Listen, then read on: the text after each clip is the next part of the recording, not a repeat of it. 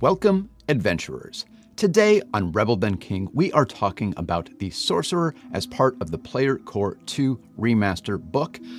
As a reminder, I did get an advanced copy of this book from Paizo, so thank you to them for that. And the views and opinions expressed in this are my own. It is not a sponsorship nor an endorsement. Also a reminder, a lot of you probably have your PDFs, if not your hardcovers by now, and other people have also covered some pretty in-depth things. So I'm going to focus only on what I think are the biggest, most impactful changes to the Sorcerer class in this video. The Sorcerer, to me, previously was a very reliable, very easy, but I think often underutilized class. So let's see what has changed. So Sorcerer has always been one of the simpler yet more powerful options in Pathfinder 2nd Edition. That's because it's sort of the de facto spontaneous spellcaster, and I would argue the de facto beginner spellcaster as well. Most people would agree that spontaneous spellcasting is easier than prepared. It is just a lot less work, and it's a little bit easier to understand. And well, out of all of the spontaneous spellcasters, the Sorcerer always had the ability to cast the most spells. So it was a very good, this is simple, I get it, and it's got the most power compared to others. But beyond that, what else did the Sorcerer have other than an extra spell slot compared to other spontaneous casters? Well, they have Bloodlines, their subclasses, which offer Bloodline spells, some focus spells, and also granted regular spells. And then they have Blood Magic. Now, Blood Magic is a temporary effect that happens to a Sorcerer after they cast a Bloodline spell. And this is where I would see the Sorcerer go quite underutilized or underused, if you asked me.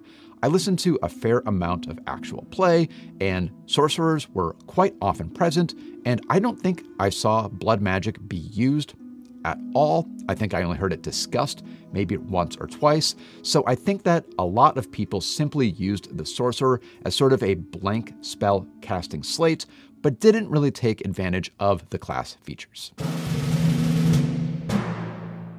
But before we talk about the old class features and how they changed, we should talk about a brand new class feature that is offered to us as part of Player Core 2. This is a new class feature that essentially replaces what used to be a feat. It replaces and improves what used to be an optional feat that you would have to pick up if you wanted it. We now have something called Sorcerous Potency, and this is more or less a replacement of the old feat, Dangerous Sorcery.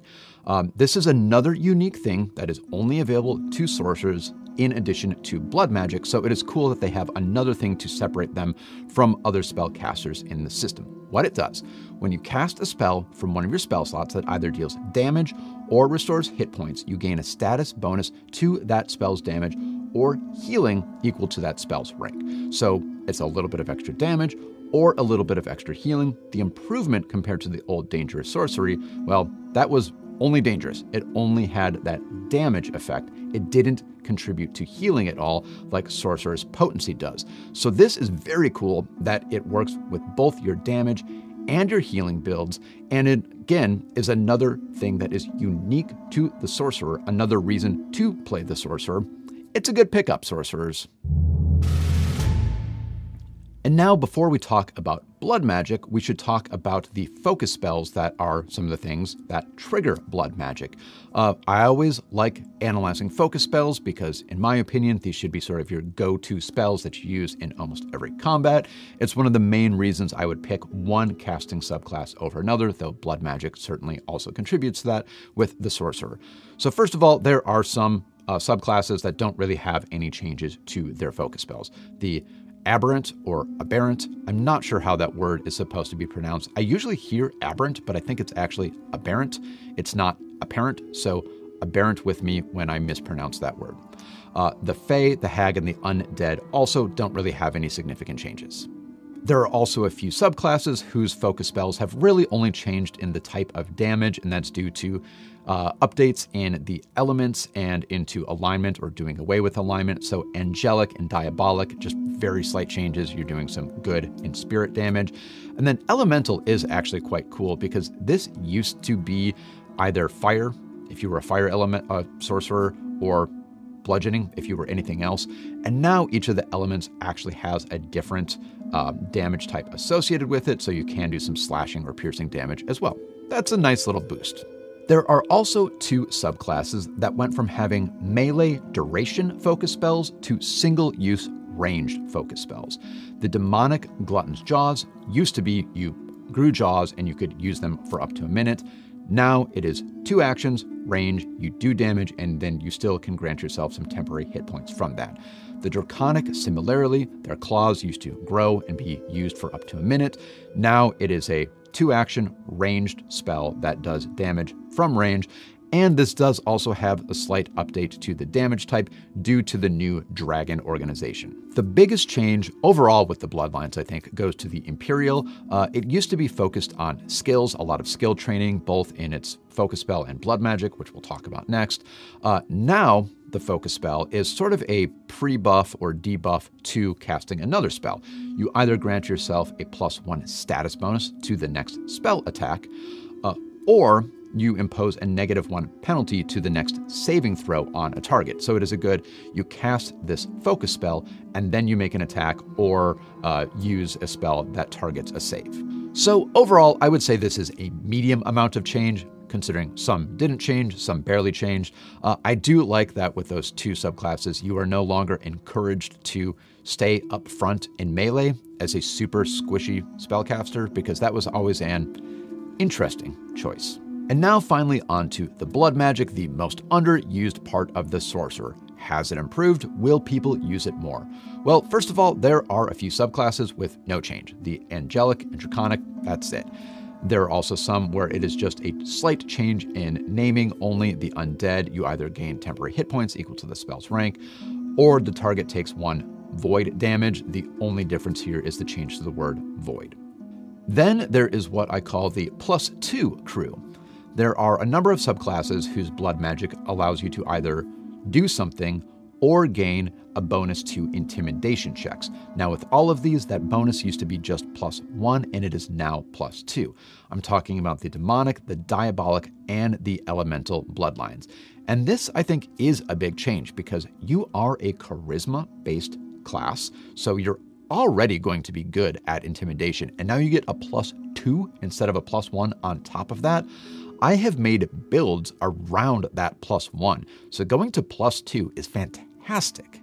And then there are a few bloodlines with some more significant changes. With the Aberrant, you either give a -1 penalty to will saving throws to a target or grant yourself a +2.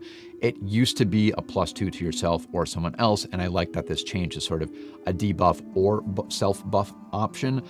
The Fae grants you now a +2 status bonus to performance checks for 1 round, or you can become concealed for 1 round. You used to be able to make another target concealed, so again, I kind of like that this is a little more focused on you.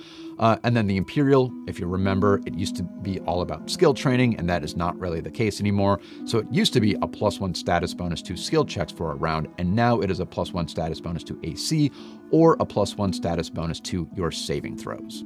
And then by far the biggest change and biggest improvement goes to the Hag bloodline. The first creature to damage you takes 4 mental damage on a basic will save. This is doubled from the 2 that it used to be. Additionally, they added if no creature damages you in that time, you consume that spite to gain temporary hit points at the beginning of your next turn, equal to the spell's rank. So easily the biggest change, doubling the damage, and giving you an effect that is still beneficial to you if you are not actually struck in that time, which is good because I found a lot of the blood magic previously sort of had this, well, I don't know if I'm going to make use of it because giving yourself a defensive bonus for only 1 round under only certain conditions means, if you don't get hit that round, well, your blood magic basically did nothing. This guarantees that your blood magic still helps you out even if you aren't attacked. I mean, I guess if you go 2 rounds without being attacked, then the temporary hit points aren't good for anything either, but it's still better. So again, not huge changes here overall, but minor improvements to the blood magic, which again was always underutilized. It's good because this was sort of the weak spot on this class, if you ask me, and I like that it has improved a little bit, and I hope to see more use of blood magic in the future. And on the note of more use of blood magic, the Sorcerer class now leans even more into their blood magic with feats. Now, there were a few feats earlier that had to do with blood magic, but now there are quite a lot. First, there are a few actions or activities that can only be done while under the effect of blood magic, so it encourages you to use those spells and activate your blood magic. These are bleed out and tap into blood.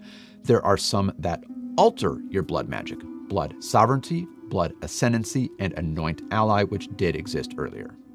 And by far the coolest new feats are feats that allow you to pick up other blood magic effects. Cross-blooded evolution allows you to pick up the blood magic of a different bloodline. Propelling sorcery, explosion of power, terraforming trickery, and reflect harm are all abilities that add new blood magic to you that you can pick up as feats as you level up. And this is all really cool. It reminds me a lot of the Bard and their composition cantrips.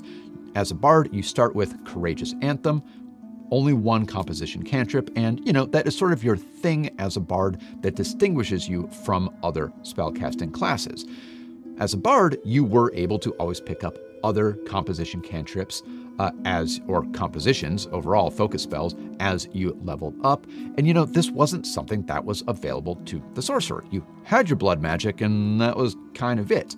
Now you get options, things you can choose to pick up, which makes you feel more invested in your character and in the use of blood magic, which again is supposed to be the main thing that the Sorcerer had that was unique about them. And it was pretty lackluster before, but these new feats go a long way in making the Sorcerer player heavily invested in the use of blood magic. Finally.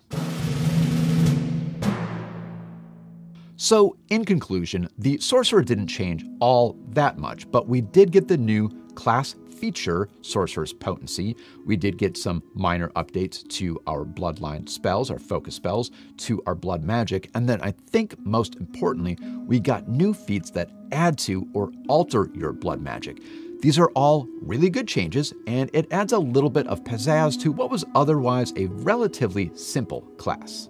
Well, what do you think, adventurers? Which of these new feats that add to or alter your blood magic are you most excited about, and why is it Explosion of Power? I mean, come on, let's be honest. Let's talk about it in the comments. Until then, remember that the Sorcerer isn't the only option for an entry-level spellcaster, but I would still say it is the best.